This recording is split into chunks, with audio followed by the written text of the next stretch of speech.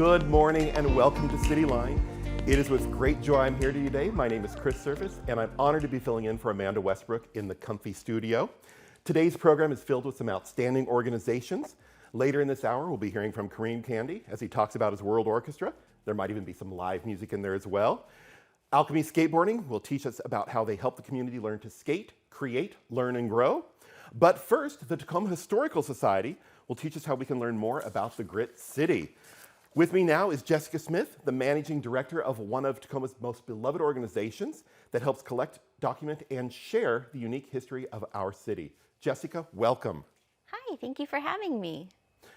Jessica, we've got some time today, and I can't wait to hear more about what's coming up at the Tacoma Historical Society. The Tacoma Historical Society is amazing. At THS, it's not just something that's in a glass case. It is alive and accessible. 2023 is going to be a very busy year for you, so let's get right to us. Tell me about the NP 150. Yeah, so we're very excited about that. We are currently in the museum right now. We have the Finding Home about LGBTQ plus communities in Tacoma. That's our current exhibit. That's going to be up until about mid-January. And then on January 27th, we're going to have our grand opening to kick off the year for the anniversary of the Northern Pacific Railway coming to Tacoma, and it's the 150th anniversary. Wow. Yeah, 150 years. That's a big number. But what is the significance of the Northern Pacific Railway and our great city of Tacoma? There's a tremendous significance here. Basically, Tacoma as we know it today would not look, see, or feel the way it does if it wasn't for the train coming. The train coming, it was the terminus, it was the end of the Transcontinental Railroad, and it was a huge deal because it brought in industry, economy, it brought in people from all over the world. It literally decided the way the city was going to be shaped, where it was going to be placed, buildings, everything that those iconic places that we know of in downtown Tacoma was because of this railway. And so we want to commemorate that, impetus of the change and when Tacoma really took off. But what we also want to do is look at it as a very complicated subject. There's a reason why we call it a commemoration and not a celebration, and that's because the coming of the railway was great for some, but not great for everyone. And so what we're doing is we're really looking at this. We're taking a full year to have an exhibit. We're going to have monthly programs. We're going to have so many different events to really delve into this subject so we can look at it for what it is, the complicated subject for what it is. We like to think that everyone experienced the railway coming to Tacoma, but not everyone's experience was the same. Wow. Yeah. Now, January, the exhibit Dreams and Dispossession, the railway comes to Tacoma. That's a fascinating title, and it makes me go, what is that all about? Yeah, it took us a long time to come up with the title. Working with our curator, Elizabeth Korsmo, and our registrar, Benkei Inakuchi, we were trying to really encapsulate what we were trying to talk about. So we went back and forth with all sorts of different topics and titles and all sorts of things. And, you get those really, what we were calling dumb ones out of the way and all this kind of stuff. But we felt that this really encapsulated what we were trying to discuss. And the exhibit itself is going to focus on people. It's going to focus on people who were in Tacoma before the railway came, people who were coming to Tacoma because of the railway. And we're going to look at them through the lens of all these different groups and the individuals within those groups to tell the larger story. So we're looking at, those who were building the railroad. We're looking at those who were working for the railroad, so literally working on the trains. We're looking at industries adjacent to it, so farmers, entrepreneurs. We're looking at immigrants, and then of course we're looking at the native people who were already here. So we want to make sure that we're discussing the fact that, hey, something was already here. There were people already here and things were happening. So we want to make sure that we're giving justice to all the stories, because the train is great. People love trains, but we also need to make sure we understand that again, that didn't necessarily mean something great for everybody. So we're looking at, those Chinese immigrants who were working on the railroad and what happened to them with the Chinese expulsion. And so that's really what the exhibit itself is going to focus on, is those people. With the exhibits happening, you also have a great speaker program. And I'm guessing there's going to be a lot of great and dynamic speakers that are going to be a part of this whole year-long process. Yeah. Can you tell us about that program a little bit more? So we're going to have a monthly program. So every month there's going to be a new subject, a new speaker. They're going to be in person. We plan to have them. Some of them will be at the museum. Some of them we hope to be around the city. And again, we can't tell the whole story in one exhibit. As much as we'd want to, you'd be there all day reading, reading, reading. And for some of us, that'd be great. For others, I know that's not always their cup of tea. But what we want to do is make sure that those subjects that we don't necessarily get to address or get to address in as much depth as we'd like in the exhibit, we can explore through these speaker programs with people who are experts on the topic. So for instance, we are going to be doing a panel discussion with quite a few different people to talk about the Chinese experience. So we're going to be working with the Opera House with Tacoma Method, Gregory Utes, because that opera is opening up next year, and the Chinese Reconciliation Park Foundation to discuss that experience. We're also, again, we're going to talk about the architecture. We're going to talk about, all sorts of different things. We're going to talk about the Port of Tacoma and how that is involved. So we're really excited to have all of these different things, and there's something for everyone. That's what's great, is that there may be a topic that you're like, but then just wait another month and it might be your topic. Well, there's something for everyone, and there's something for the whole community to be a part true. of this, which I love. Speaking of that, women played such an important part in the railway. How are you going to be recognizing the women who made our railroads happen? So this one I'm particularly excited about, that I have quite a passion for. So we're going to be doing a program in March. And it is called Women and the Railroad. And what we want to do is, it's just going to be a one-day event that's really going to celebrate the different roles that women played. So there are several historical women who are from Tacoma who had an impact in some way or another. So we had women who were working as telegraphers. So they were in telegraph stations. A huge quantity of those running the telegraph stations at the mid to the end of the Civil War were women. We also have women who were working as in some of the factories, and women inventors who were creating technologies, including the refrigerated car.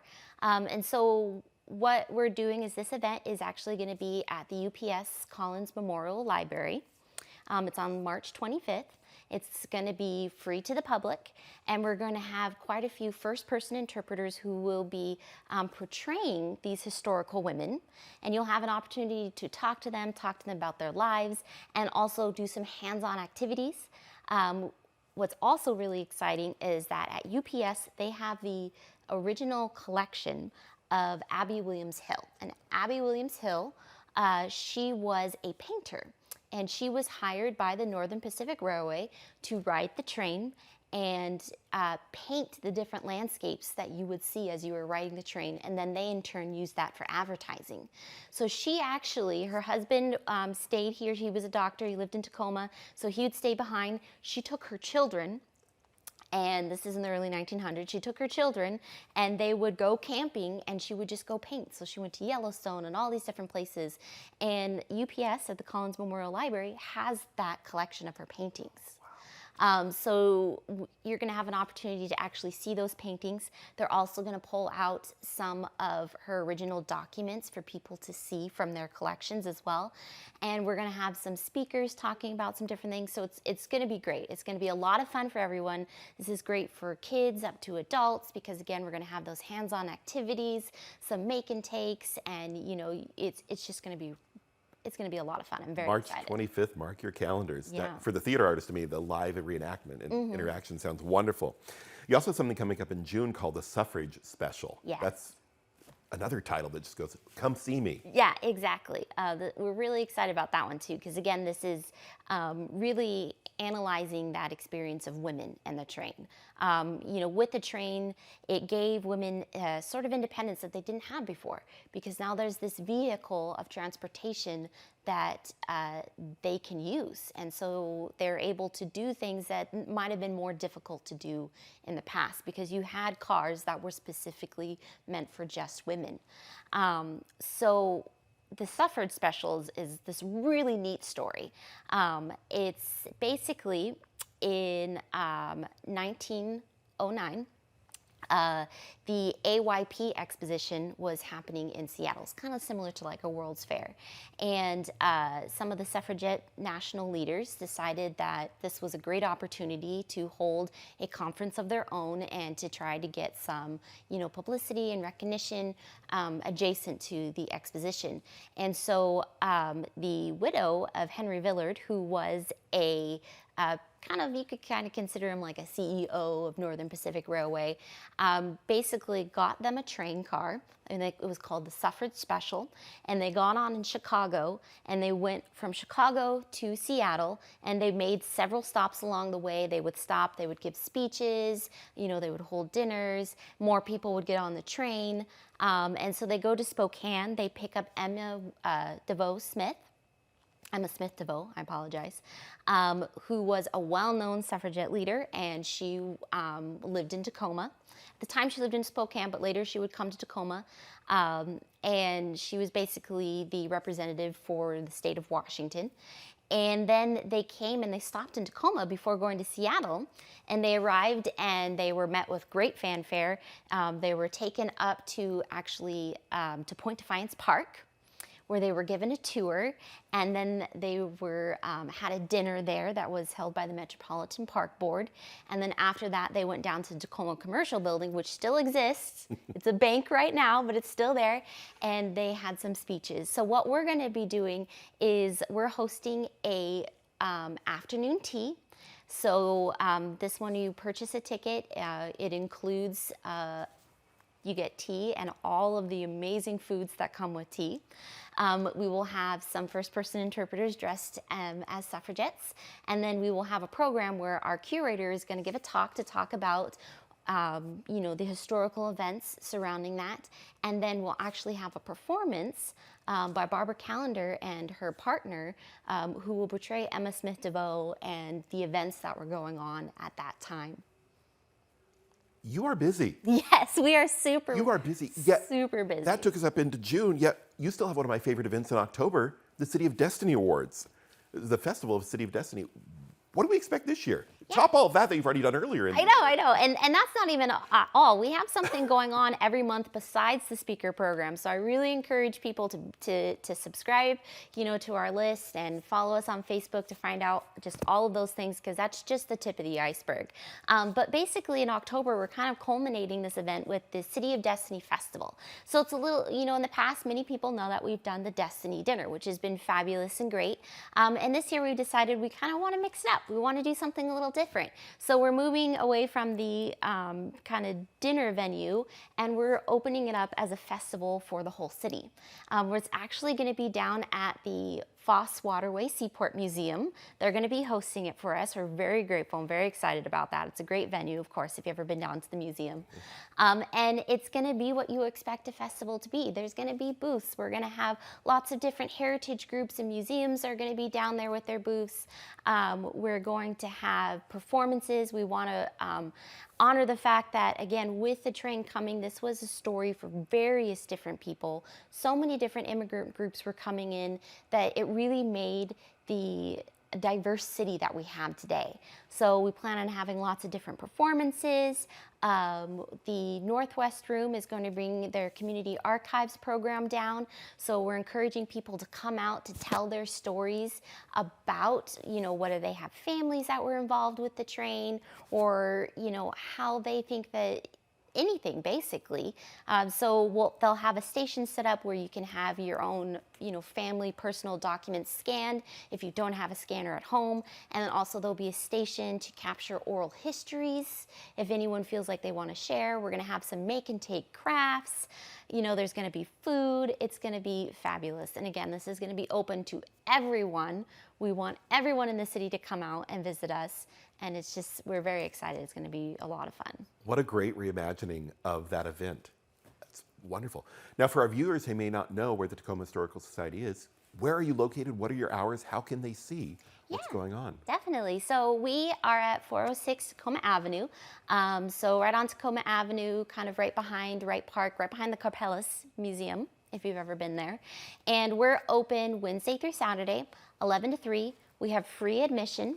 And like I said, right now we have our Finding Home LGBTQ Communities in Tacoma exhibit still up. So you've got a couple more weeks to see that. And then of course we'll be closed for about a week so that we can turn around and put up our new exhibit, which we're excited. But we want people to come down, come see our exhibit. We've got a great little gift shop. We also love to help with research. So if people have research questions about their homes, about their families, any kind of topics, give us a call, send us an email, come down to the museum. We'd love to help people with research. We have a small research library. If we don't have it, we try to help redirect you to a place where you can find your answers. So yeah, we've got a lot to offer. Come down and see us. Wow. Thank you so much, Jessica, for being here today and telling us more about the Tacoma Historical Society. I know I'm already planning what I'm going to be doing every single month of 2023, it sounds like. Yes, for sure. Coming up, we are going to have the Cream Candy World Orchestra, but first, Alchemy Skateboarding after the break. We'll see you soon.